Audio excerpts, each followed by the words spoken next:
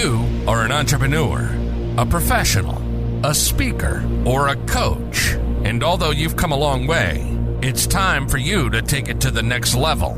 We've got you. This is the Author to Authority podcast. We'll help you use authority and influencer marketing to build your business stronger and faster by publishing a book. You'll hear from guests that are thought leaders in sales, marketing, networking, communication, social media, promotion, and business leadership. Let's do it. This is the Author to Authority podcast. And now your host, the extraordinary word ninja, Kim Thompson-Pinder. If you have ever wondered if you can build a multi-million-dollar business starting out with $100, then today's episode of the Author to Authority podcast is for you. Welcome to the show today. I'm so happy to have Matt Shoup. Did I say that correctly? You did. Yay! And we're going to be talking about his story of how he was laid off. I'm not going to give you the whole story, but from being laid off, he built a business to over $30 million. So we're going to talk about that story today. Welcome to the show, Matt. Kim, thanks for having me. I'm super excited to be here today. So normally I'd ask like a really obvious question, like, is it possible to grow a multi-million-dollar business? But I kind of already answered that because I said you did. It is. You've just got to do it one day, one step, one action, one customer at a time. I love it. So Matt, why don't you share a bit of your story with us and, what happened and what led you to starting your company that, just grew to such amazing success? Yeah, no, thanks for giving me the opportunity to do so. So growing up, I grew up in New Jersey till I was 10. And then my family and I moved out to northern Colorado. And I was always kind of a troublemaker as a kid. So I didn't like following rules. I couldn't sit down. I was always labeled as ADD. And but I was also really smart. So I would get through school and especially math and numbers pretty well. But then I'd end up in the principal's office because they didn't keep me busy with enough stuff to do. So we moved. And I really vividly remember that summer between turning 9 and 10, so 4th and 5th grade. This is when compact discs CDs were out. Mm-hmm. And, all my new friends in the neighborhood, their parents bought them a boom box from Radio Shack. So I'm like, hey, Mom, Dad, buy me a boom box. Yeah, remember Radio Shack? Are they still around? Are they still around? Are they? Not in Canada. No? It's called The Source now. Okay. Yeah, it's called Vacant Building. But yeah, I came to my parents and I said, hey, will you guys give me a couple $100? They said, no, we're not going to do that. You make $4 a week cutting the grass. So go cut more of our grass or find a way to make money. And I was like, hold on a minute. I can go cut other people's grass. So I took the lawnmower, knocked on doors. And that was, a very critical moment in my life. I'm like, hold on, you can go knock a door, ask for something, set a goal, do hard work and get paid for it. So I just did that over and over and over again. And that bought the boom box. It then led to doing snow shoveling. And then I peddled candy out of my locker. So again, that was my growing up.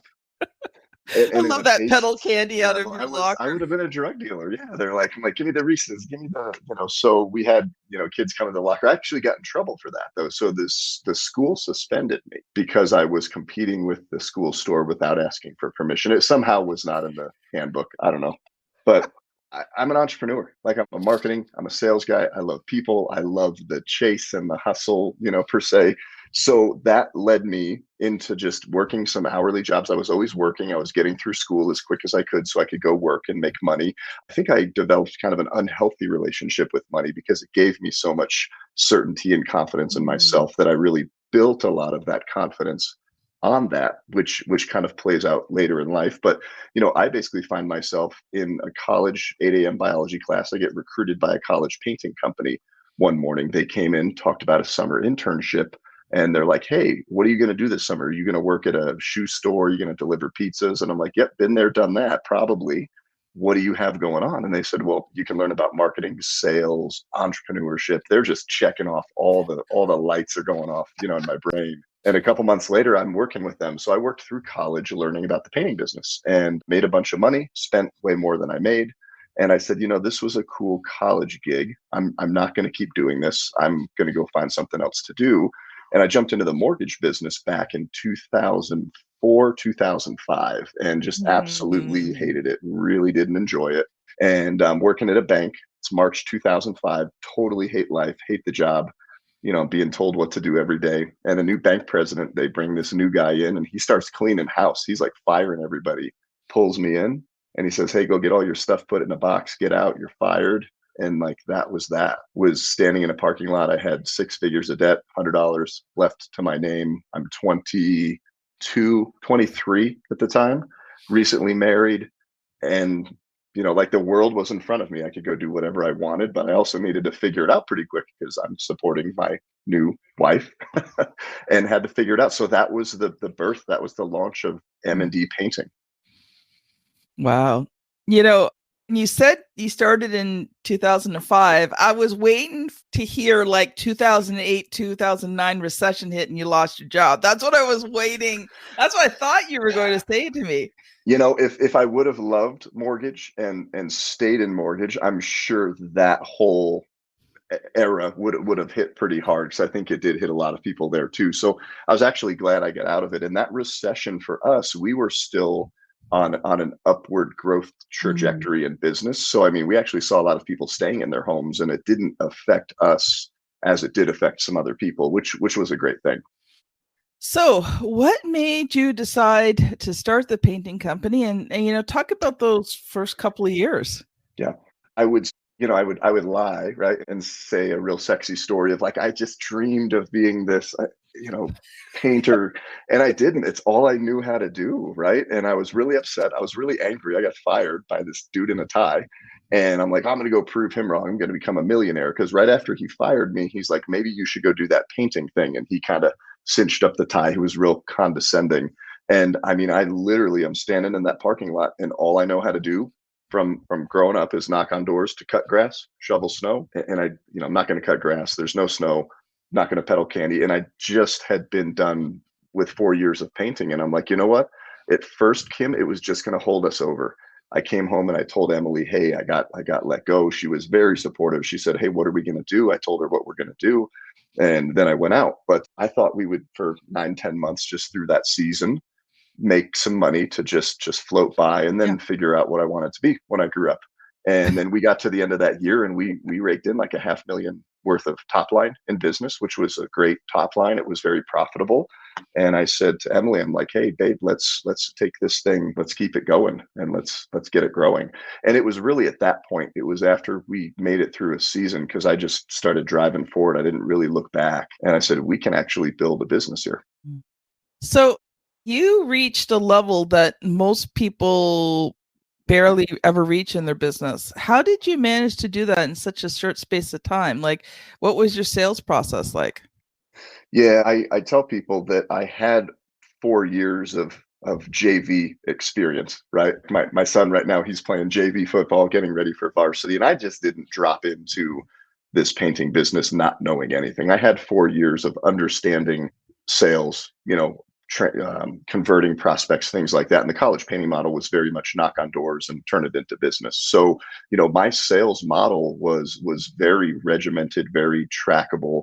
I knew how to knock on doors, and I knew if I knocked on doors for this much time at this time of day, I would get a certain number of estimates. I knew how to convert those. So it really was just like, hey, we can do $500,000 of business. And I worked backwards. So a big takeaway for business owners, wherever they're at, is you need to have a marketing method that works, gets you in front of clients, and then in front of those clients, they turn into clients, and it's ratios and it's numbers. And a lot of times businesses stop short. They don't do things enough. Yeah. They just go, oh, I tried this 14 times and it didn't work. And then they stop. I'm like, no, go try it like 200 times, 300 times. And then. It's funny. I was in network marketing for quite a few years because it was a good Mhm. thing to do when the kids were little. And man, I really was not good at it. But I had this entrepreneurial heart, and I didn't even realize as a kid that I had an entrepreneurial heart. I knew I always had a teaching heart, but I didn't realize there was also an entrepreneur sitting in there as well. Yeah. But I remember I finally joined my last network marketing company, and It was such a blessing because this company had district managers, so local managers, and their job was to teach anyone who wanted to learn how to sell and recruit. So for 2 years, I mean, that's all I'd ever been asking for. Every company I went in, I was just asking, will you teach me how to do this? Like, I'm teachable. Tell me to do something, I will do it. As long as it's morally and ethically and legally okay, I will do it. Right? Yeah. And so I spent 2 years with this manager sitting basically on her hip. And I learned how to do everything that she did. But one thing she taught me was to track my numbers if I wanted to reach a certain goal. So like you, I knocked on doors. Yeah. I knocked on doors all the time.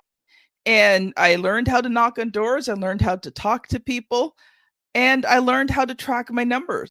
And so I knew how many doors I need to knock on to get a customer. And I knew how many doors I needed to knock on to get a recruit. Now, eventually I started doing malls and shows and that, I mean, that expanded it quite a bit, but I started out, it was successful knocking on doors. Yeah. And I always tell people there's something about door knocking, whether that's, residential or even B2B, right? Business to business. There's just something about that builds some grit. Oh. Yeah. Let me tell you, no becomes your friend, and you better learn to accept it, and you better keep a smile on your face, because sometimes you're interrupting people in good situations. I remember one time I knocked on this door and a gentleman answered, and I just asked if the lady of the house was home, and he said no, and then I could hear her in the background, and so he's like, this is not a good time. You could feel the tension coming out of the house, like you could cut it with a knife. And in the background, she's like, you can't tell me what to do. Thinking, like, I'm going to leave now. Maybe I'll just come back another day. Thank you very much. Bye now. Yep. Yeah, I've had interesting experiences. I mean, I've had guns not pointed at me, but pulled out, shown to me. Dogs, definitely chased by dogs, bit by a couple dogs. And you just get the craziest things said. But I've also had people on the flip side invite me in for dinner and for coffee, and I've made some really great friends. I mean, I just spoke to a lady, her name's Cindy, one of the first doors I ever knocked on. And she's like, I hired you because you reminded me of my husband when he was young and he was out starting a roofing company. So it's a really beautiful thing. And then there's just everything in between. And one thing I love about your story, Matt, is the fact that, sometimes people think that the only way you can sell these days is online, social media, all that kind of stuff. It's not true. There are so many offline ways that you can sell. And I mean, depending your business, I mean, I'm a publisher. Knocking on doors is not going to, but many times in business, maybe you can knock on doors. Yeah. And I think too, especially this was back in 2005, right before a lot of social media and the internet and everything really started taking off. But I mean, even now, with like, if I was to restart everything over tomorrow, I would still build a social media presence, right? But I would go knock on doors. I mean, that is the quickest way to get in front of somebody in the residential space that needs work done. And I feel like we're so accustomed to going online and being sold online, and even though it's right there on your computer screen, it's not the actual person right there. So it's kind of refreshing to have that human contact and a handshake and a, hey, can we just sit down? So no, I would encourage every and any business owner to do that for sure. Yeah, definitely think out of the box. Yeah. Matt, we're gonna continue on here. We're going to take a quick commercial break. Audience, RTI Publishing has some free resources for you, so take a listen. I promise, no longer than 17 seconds.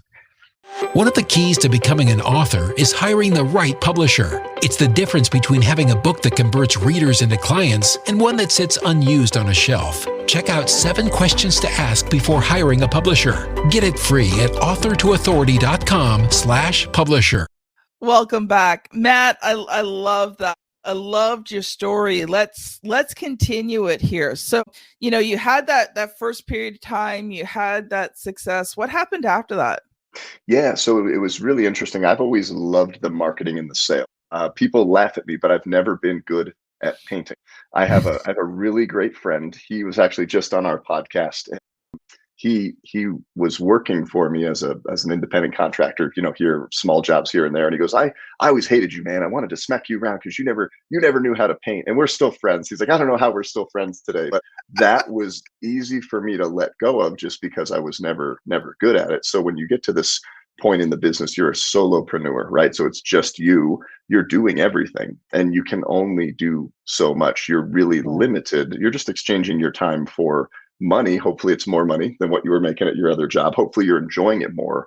But I had to quickly get away from the things I didn't like. So painting I never did, which was great. But that next step for me to take that business from that, say, $500,000 to $1 million level is I knew I could sell that if I did not have to be out on the job sites managing. So I pulled in a project manager. And then from there, the hardest thing for me was pulling in another salesperson because like it's sales is my baby. M&E, it's Matt and Emily, like it's our name, it's our family, our kids, our family's young and growing at that point. So they're on all the ads and all the PR and everything that we're doing. So eventually though, to step out to that true leadership position, you have to hire people that you can train and that you trust and that can execute better on, the things even that are your giftings. And it was just a slow progress for me there. And again, it's easier to let go of the things you don't like doing, like bookkeeping, accounting, all the office work. Emily started to help with that. We eventually brought somebody else in. But yeah, it's a slow process. And I think getting from that level of being self-employed, solopreneur to being a business owner where you're really counting on training, inspiring, leading other people, you have to get out of their way. You have to have a level of trust. You have to give them things to do that they can execute on. You need to be there to help them, but you also don't want to be hovering over their shoulder, disempowering them. Yeah, the funny thing about that is that you're right. You have to find the right people because you have to trust these people. Yes. It's fun. Whenever I have to, when I've hired a book project manager, it's a very carefully chosen person because first of all, they're dealing with, my very high end, very high class clients. So she's got to be able to deal with them properly. And it's always been a she, not just turned out they've always been she's, but not opposed to a man one. The thing was with the way the business is set up, this person has access to some of my very important financial information. Yes. So like, yes, this person, and they admin a lot of my stuff. So if it's not the right person, they could shut me down very easily. Absolutely. Yeah. No, and I've had people, we had a gentleman here back in 2014 and 15 that embezzled $50,000 from us. That wasn't a great year. Yeah. And there was some things there, again, and it's the flip side, right? You always share that, like getting bit by the dog, but then, hey, I'm in having dinner with a wonderful family. We had that employee that did that. But I mean, I also have a gentleman who's been here with the company for 15, 16 years. He came, right as we were starting. He's our right-hand man. I'm the visionary. He's the integrator, implementer, and just great guy. Yeah. I think the one thing I've learned, especially about hearing a lot of these stories, is even when you hire these people, you can't fully take your hands off. I think there still has to be checks and balances and you have to be, ultimately it's your company. So you're responsible for what happens. Right. So I think it's, it's a matter of teaching, training, but also having accountability. Yeah. You've got to, you have to give them the role, the specifics, the details, hold them accountable to that. And if they're not meeting that, you've got to correct them. You've got to get them back up to speed on the same page. And, sometimes you've got to let somebody go if it isn't working out. But then, and I've gotten to the point to the business too, because I own some other companies where, I've stepped out of the day to day. And sometimes I'd say I'd even stepped out a little bit too much. So there's nothing ever that's totally passive that you can totally step out of. Like you have to be present and there and doing things that are going to drive the business forward. So if you were talking to a solopreneur right now, maybe someone who hasn't even made their first 100,000, what advice would you give them? is just keep pushing forward. Especially in this age of social media, and we'll talk a little bit about the book and how that ties in. But you just think about this. You scroll through, and I know you guys are all scrolling. Don't tell me you're not, right? But you're in there on TikTok or Instagram. Everything that pops up just seems to be how, oh, I own $100 million worth of real estate and I bought it with everybody else's money, right? It just seems like in a 40-second reel, this whole guy's 20-year career is posted in front of you. And then they're trying to sell you a product. So you start to feel bad, like your business isn't there enough. We just live in this microwave society where a lot of people are painting this picture of perfection and success that you don't realize took a long time. I'm 20 years into this business.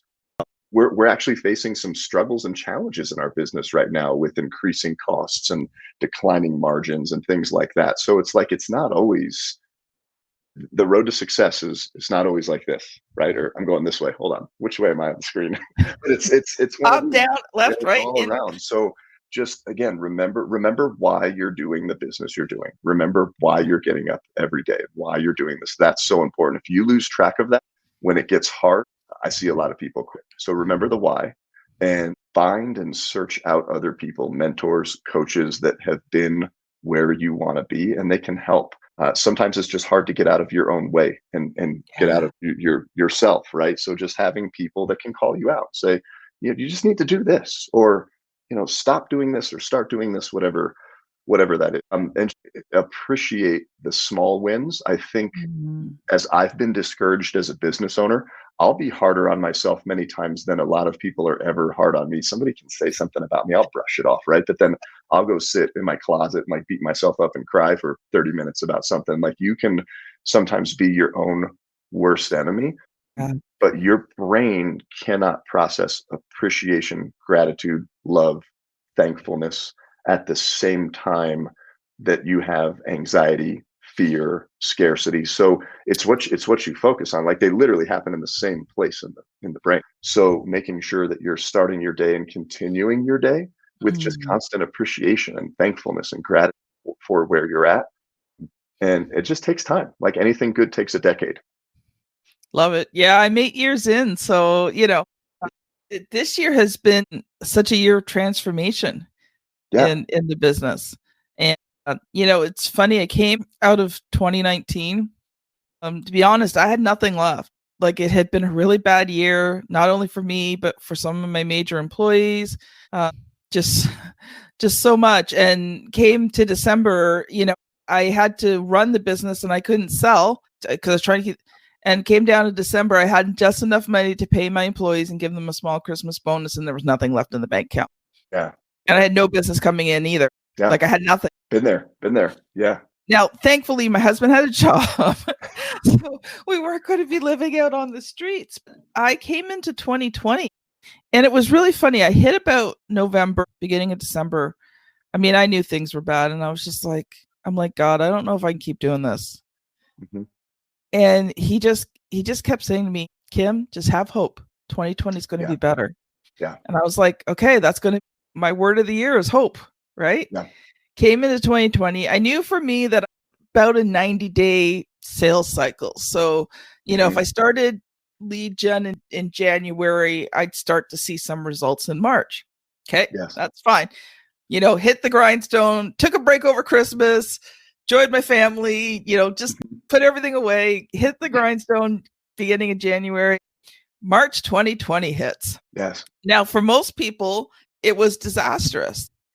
But for me, every person whose excuse had been that they didn't have the time, guess what? Mm-hmm. They now had the time. Yeah. So I went from almost nothing. I mean, I think I'd gotten like maybe 1 or 2 sales in there, just enough to keep some money flowing in. But all of a sudden in March, April, my phone is ringing off the hook. Like, I've got people messaging me every day. Kim, I know we had talked about doing a book, and I didn't have the time, but now, so, for me, it almost the complete opposite to what everybody else was going through, but I could relate because back at December 2019, I'm going, do I even keep this thing open? Yeah. Yeah. So we're going to shift gears here, Matt, because we're running out of time and I do want to talk about your book. Can, so enjoying today's can I conversation. can I add one thing because you touched on Sure. it, and I'll take 60 seconds, no more. But you mentioned you talk to God, right? So anybody that's listening to this, if they're a believer and they follow God, I follow Jesus. There's sometimes in business where, like, just on paper, the P&L, the X's and O's, it doesn't make sense, and you're putting everything on your shoulders, right? So maybe you're in a struggle, maybe you're having some success, you're trying to get it to that next level. I did poorly for a long time, and this has been, part of my faith journey. Is you have to rely on God. Yes. If you don't believe in God, then don't believe in God, and then rely on yourself. But you can only do so much. You only have so much time, energy, resources, mental health. Okay, if you're a believer, you believe in God, you have to give certain things up. You've got to open the hands and just say, I've done all I can do. And you've got to pray, and you've got to ask God for provision and for those things to come. Doesn't mean sit on your butt and don't do anything. Don't be lazy and think God's going to rain all this business on you. But a lot of times, believers, we don't bridge that gap enough. And we say we believe, but then when it comes down to it, we take and put everything on ourselves. So just want to give that as an encouragement in your prayers and your walk. Make sure that you're really focusing on that. Well, we forget to ask God to put his super on our natural. Yes, I love that. Matt, let's shift gears here. I love what you just said. Thanks. Fully agree. God owns this business, and so there's times he just tells me to do things that don't make any sense, but I choose to follow him every day, and I have not regretted it one day of my life. Me either. Yeah, absolutely. So I do want to talk about your book, though. So Matt, tell us, what's the title of your book? What's it about? Who did you write it for? The book title is Painted Baby, and the subtitle is Connect with Clients Through Brave and Vulnerable Storytelling. Love it. I touched a little bit on the whole social media culture, right? Of you, everywhere you go, marketing, advertising, messaging, right? They hook you, and then they paint this picture of perfection and show you some simple process on how to get there, right? Because they're trying to sell something to you. I sold like that for a really long time. So I was always out there crushing and closing deals with A+, 5-star, shiny marketing brochure, best of the best. And I was in a really big sales appointment about to close the biggest contract of our painting career. This was in 2011. And I'm given all the different, closing techniques and all the great reviews. And the customer's like, hold on a minute. He goes, tell me about a time you screwed up. Like, you're giving me all these A+ reviews. I want to know about a time that you messed something up. And I was like, wait, we're not supposed to do that. We're not trained. We're not conditioned. We don't live in a society where you lead or you interject any imperfection, right? That would make you vulnerable. People would judge you. People would not do business with you. But I said, that's what he asked for. And I really wanted to close this deal. So I'm like, okay, we painted the wrong color on a house once. And like, that's not a big deal. So he kind of called BS on that. And I said, well, we painted the right color, but we painted it on the wrong house once. We actually went to a house. We got the addresses confused. We weren't supposed to be painting it. And he kind of did what you just did, and then he leaned in. He wanted to know more, but it hooked him. And then he still wouldn't sign the contract. And he goes, I really want to know about a time that you had a massive failure and what you did about it. I said, well, fine. We painted a baby. We're on a job site, getting ready to spray a garage door. It's semi-gloss black paint. Homeowner is standing behind my painter, holding her 9-month-old baby. And right when he goes to pull the trigger, there was just this 1 in a million kind of jam. The sprayer jammed up at the right place, right time. Boom! Explodes black paint all over the painter, the house, the landscape, the concrete, the mom, the baby. So we painted a baby. Like, that's a really, really bad day at the office on the job site. But I'm telling this story in this sales engagement, and he's hooked. He wants to know what happens. There's this drama. There's this plight that I'm going through. This just, you think of any reality TV, right? Anything you watch, there's the storyline, and then this character gets into this moment of, oh my gosh, what happened? So we told him what happened. We told him how we addressed it, how we triaged the situation. Baby's okay. Everybody is okay. All the people are okay. Made a huge mess, cost a lot of time and money to clean up, but we made it right. So the point of that is I was able to show really what we were made of as a company when something was on the line. Like, you say you have integrity, but if your integrity is never questioned, how do you prove it? So the guy, Bill, he reaches across the table, shakes my hand. You're the kind of guy I want to do business with. And, that's what I was looking for. So I realized, hey, show all the great stuff, but there's also the reality of your business of like, we're humans serving humans. We don't always get it right. We're going to be imperfect. And in that imperfection, you can show who you're made of. And I went on this journey literally since this happened. It took me 7 years to write the book. I initially wrote it as hey, if you share business horror story, you'll close more business. Here's how to get more sales. But I really found throughout this process that it's more about human connection and building trust and showing a business owner that, hey, you're a leader, you're running a business, you need to go first and be vulnerable in the stories you share. And that will connect you with people deeper. And that's what sells more business for you. And I'll grab the book really quick since my daughter's on the cover here. And she gets a small royalty for every book that I sell. But it's an amazing book. I interviewed other business owners, business leaders that have gone through, a lot of adversity. They've shared their painted baby stories in the book. And, I create a process of how you can interject this right into your sales and customer relations process. Love it, Matt. Love it. Yeah. Okay. So I'm going to ask you the question that I ask every author that comes on the show. So what was the good, the bad, and the ugly about writing, editing, and publishing that book? The good, I feel like everybody has a book that they should write, whether it's like their autobiography, their story, just the idea of taking a story and sharing it, and it can connect with other people and teach them something valuable.